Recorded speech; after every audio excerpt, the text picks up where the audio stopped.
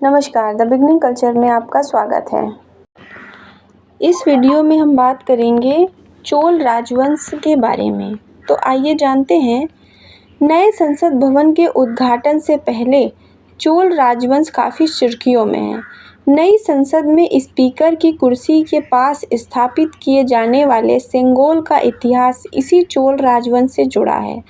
सेंगोल को राजदंड कहा जाता है। अंग्रेजों से सत्ता हस्तांतरण के समय चोल राजवंश के इतिहास को देखते हुए सेंगोल को बनवाया गया था और फिर ब्रिटिश शासन के आखिरी गवर्नर जनरल लॉर्ड माउंटबेटन ने इसे भारत के पहले प्रधानमंत्री जवाहरलाल नेहरू को सौंपकर सत्ता सौंप दी थी। सेंगोल का चलन हालांकि मौर्य और गुप्त वंश काल में शुरू हुआ, लेकिन चोल राजवंश के शासनकाल में इसका इस्तेमाल सबसे ज़्यादा हुआ। आखिर क्या था चोल राजवंश, कब से कब तक और कहां से कहां तक इसका साम्राज्य फैला था? इससे जुड़े और कई प्रश्नों के उत्तर आइए जानते हैं। चोल साम्राज्य का पहला जिक्र 3री शताब्दी में सम्राट अशोक के पुरालेखों में मिलता है। उस समय के चोल राजवंश को प्रारंभिक चोल के तौर पर जाना जाता था। इस वंश की उत्पत्ति को लेकर स्पष्ट तथ्य मौजूद नहीं है। 3री शताब्दी के आसपास पल्लव और पांड्या राजाओं का शासन विस्तार पा रहा था। उस समय प्रारंभिक चोल काफ़ी छोटे स्तर पर थे। जब पल्लव और पांड्या अपनी ताकत के चरम पर पहुँचे, तब प्रारंभिक चोलों का लगभग पतन हो गया था। उस समय वे पल्लवों के अधीन होकर उनके सामंत की तरह काम करने लगे थे। इसके बाद पूर्व मध्यकाल में पल्लव और पांड्या के बीच शक्ति का काफ़ी विस्तार हो गया था। इसके चलते दोनों राजवंशों के बीच राजनीतिक सत्ता को लेकर संघर्ष शुरू हुआ। उस समय पल्लवों और पांड्यों के बीच संघर्ष का फायदा उठाकर चोल साम्राज्य के संस्थापक विजयालय चोल ने कावेरी नदी के डेल्टा के पास तंजावुर में अपना कब्जा स्थापित कर लिया था। उन्होंने वहां के तत्कालीन राजा को हरा दिया था। विजयालय ने तंजावुर को अपनी राजधानी बनाया था। यहीं से चोल राजवंश अस्तित्व में आया। बाद में चोल राजा पांड्य राजाओं के क्षेत्रों पर कब्जा करते गए। विजयालय चोल ने 850 ईसा पूर्व में पहले शासन की स्थापना की थी। इनके बाद विजयालय चोल के बेटे आदित्य प्रथम ने 870 ईसा पूर्व सत्ता संभाली और साम्राज्य का विस्तार किया। इसके बाद परांतक द्वितीय, राजराजा प्रथम, राजेंद्र प्रथम, राजाधिराज राजेंद्र द्वितीय, वीर राजेंद्र, अधिराजेंद्र, कुलोत्तुंग प्रथम, विक्रम चोल, कुलोत्तुंग द्वितीय और राजेंद्र तृतीय जैसे चोल राजवंश के राजाओं का नाम आते हैं। परांतक प्रथम ने पांडवों की राजधानी मदुरै पर जीत हासिल की थी। विजयालय चोल के बाद इस वंश के जो भी शासक आए, उन्होंने पत्थर और तांबे पर भारी संख्या में शिलालेखों का निर्माण किया, जिससे उनके इतिहास का पता चलता है। चोल राजाओं और सम्राटों में अलग अलग उपाधियां चलती थीं। प्रमुख उपाधियों में परकेशरी वर्मन और राजकेशरी वर्मन शामिल थे। आगे बात करते हैं चोल राजवंश का विस्तार कैसे हुआ। इस राजवंश में 985 ईसा पूर्व सत्ता हासिल करने वाले राजराजा प्रथम के कार्यकाल में चोल राजवंश का सबसे ज़्यादा विस्तार हुआ था। राजराजा प्रथम को अरुलमोझीवर्मन के नाम से भी जाना जाता था। राजराजा प्रथम एक प्रकार की उपाधि थी जिसे राजाओं के राजा के तौर पर माना जाता था। इन्हीं के शासनकाल के दौरान चोल राजवंश की कार्यप्रणाली और राजनीतिक प्रणाली में अहम बदलाव देखने को मिले थे। इन्हीं के शासन के दौरान राजा सम्राट बनने लगे थे। राजराजा प्रथम के बेटे राजेंद्र चोल थे। उनके शासन के दौरान भी इस राजवंश का काफ़ी विस्तार हुआ था। उन्होंने गंगईकोंडा चोल के नाम से जाना जाता था। माना जाता था कि उन्होंने गंगा नदी के किनारे 1025 ईसा पूर्व में बंगाल में पाल वंश के राजाओं पर विजय प्राप्त की थी, इसलिए उनका यह नाम पड़ा था। उन्होंने गंगईकोंडा चोलपुरम नामक शहर की स्थापना की थी, जिसे वर्तमान में तिरुचिरापल्ली कहा जाता है। राजेंद्र चोल ने इसे अपनी राजधानी बनाया था। राजेंद्र चोल भारतीय उपमहाद्वीप के बाहर जीतने वाले चुनिंदा सम्राटों में से एक थे। उन्होंने इंडो चाइना, थाईलैंड और इंडोनेशिया में युद्ध लड़ा था। 36 लाख वर्ग किलोमीटर में चोल साम्राज्य का शासन था।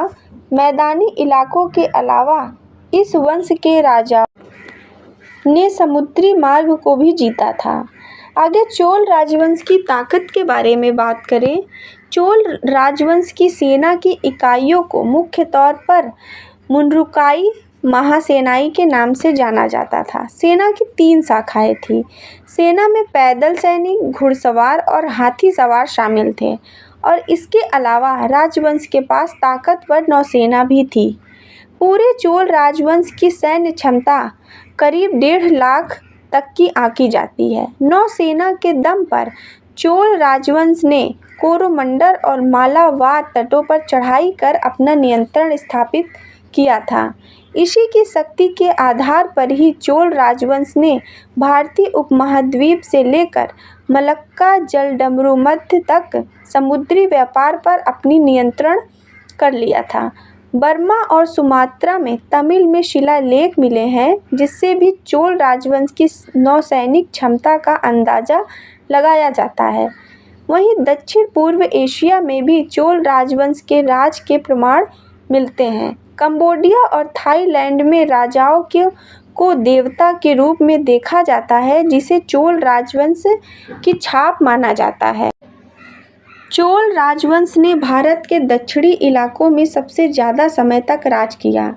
चोल राजाओं का साम्राज्य दक्षिण भारत में आज के तमिलनाडु, आंध्र प्रदेश, केरल और कर्नाटक के कई क्षेत्रों तक फैला था।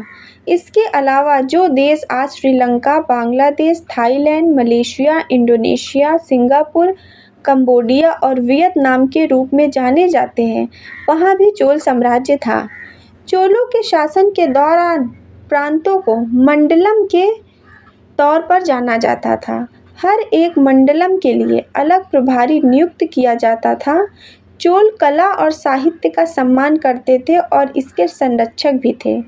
चोल वास्तुकला को द्रविड़ शैली का प्रतीक माना जाता है। दक्षिण भारत के कई मंदिरों में इस वास्तुकला और द्रविड़ शैली को देखा जा सकता है। बृहदीश्वर मंदिर, राजेश्वर मंदिर, गंगईकोंड चोलपुरम मंदिर जैसे चोल मंदिरों में द्रविड़ वास्तुकला को ऊंचाइयों पर पहुंचाया था। तांडव नृत्य मुद्रा में अक्सर देखी जाने वाली नटराज मूर्ति चोल मूर्ति कला का एक उदाहरण है। चोल साम्राज्य राजवंश प्रणाली पर आधारित था, यानी इसमें उत्तराधिकारी का नियम था। अपने जीवन काल के दौरान ही राजा अपने उत्तराधिकारी की घोषणा कर देता था। उत्तराधिकारी को युवराज कहा जाता था। युवराज को राजा के साथ काम में हाथ बटाने के लिए लगाया जाता था, जिससे वह राजकाज का काम सीखता था। युवराज को जब सत्ता हस्तांतरित की जाती थी, तो निवर्तमान राजा उसे सेंगोल सौंपता था। आगे जानते हैं कि चोल राजवंश का पतन कैसे हुआ। 1216 ईसा पूर्व के आसपास होयसल राजाओं ने चोल इलाकों में दखल देना शुरू किया था। होयसल भी दक्षिण के एक राजवंश से थे। उस समय पांड्या राजाओं ने फिर से अपनी सेना को संगठित किया और अपनी जमीन वापस लेने के लिए चोल राजाओं के खिलाफ अभियान छेड़ दिया था। 1279 ईसा पूर्व राजेंद्र तृतीय के समय चोल साम्राज्य के सैनिक पांड्यों से हार गए और चोल साम्राज्य का पूरी तरह से पतन हो गया था।